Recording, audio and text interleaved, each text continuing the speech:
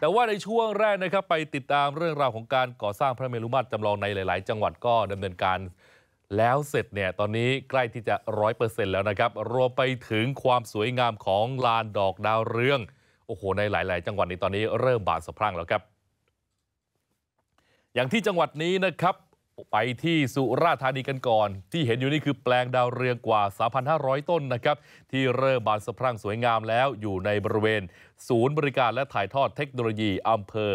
บ้านนาสารจังหวัดสุราษฎร์ธานีก็ถือว่าเป็นสัญลักษณ์แห่งความจงรักภักดีเพื่อน้อมรำลึกในพระมหากรุณาธิคุณของในหลวงรัชกาลที่ 9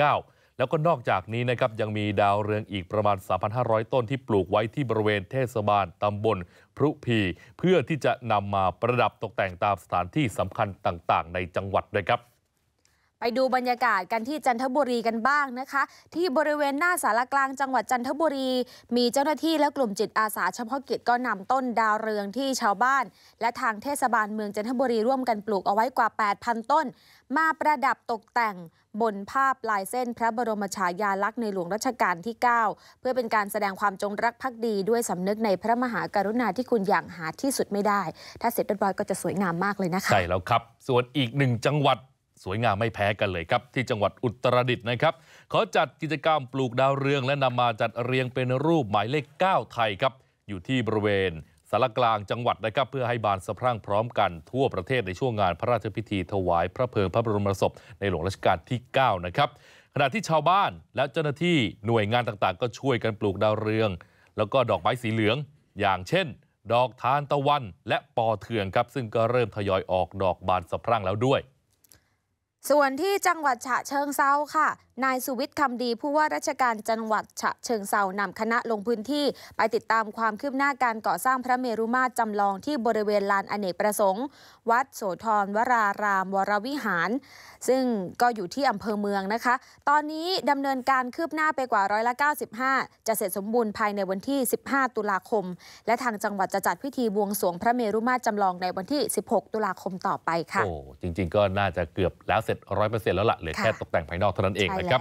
ส่วนที่จังหวัดเชียงรายนะครับนายณรงค์ศักดิ์โอสถธนากรผู้ว่าราชการจังหวัดครับเข้าตรวจดูการก่อสร้างพระเมรุมาตรจำลองภายในสนามบินเก่าฝูงบิน416เขตเทศบาลนครเชียงรายนะครับ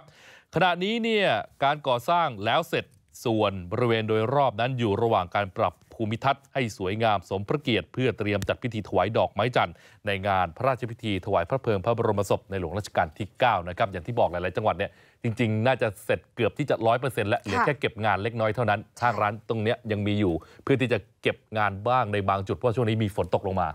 ก็ต้องใช้เวลาอีกนิดหน่อยแต่ทันตามกำหนดแน่นอนไม่ต่างจากที่เชียงใหม่ค่ะนายประวินชำนิประสาทผู้ว่าราชการจังหวัดเชียงใหม่เป็นประธานรับมอบดอกไม้จันทร์กว่า 100,000 ดอกจากตัวแทนจากหน่วยงานต่างๆโดยจนถึงขณะนี้ก็มีดอกไม้จันทร์ที่รวบรวมจาก25อำเภอกว่า2ล้านดอกแล้วนะคะทางผู้ว่าก็บอกว่าน่าจะเพียงพอสำหรับการใช้ในพิธีถวายดอกไม้จันทร์วันที่26ตุลาคมนี้อย่างแน่นอนค่ะไปปิดท้ายกันที่ว่าการอำเภอสะเดาจังหวัดสงขลานะครับที่นั่นครับกลุ่มชาวบ้านที่ได้ลงทะเบียนในโครงการจิตอาสาเฉพาะกิจงานพระราชพิธีถวายพระเพลิงพระบรมศพก็ได้เข้ารับสิ่งของพระราชทานประกอบไปด้วยนะครับมีหมวกผ้าพันคอเสื้อยืดสีดำปลอกแขนและกระปุกออมสินด้วยนะครับสำหรับจังหวัดสงขลานะครับก็มีผู้ลงทะเบียนเป็นจิตอาสาเฉพาะกิจเนี่ยรวมกว่า 90,000 คนเลยทีเดียวครับ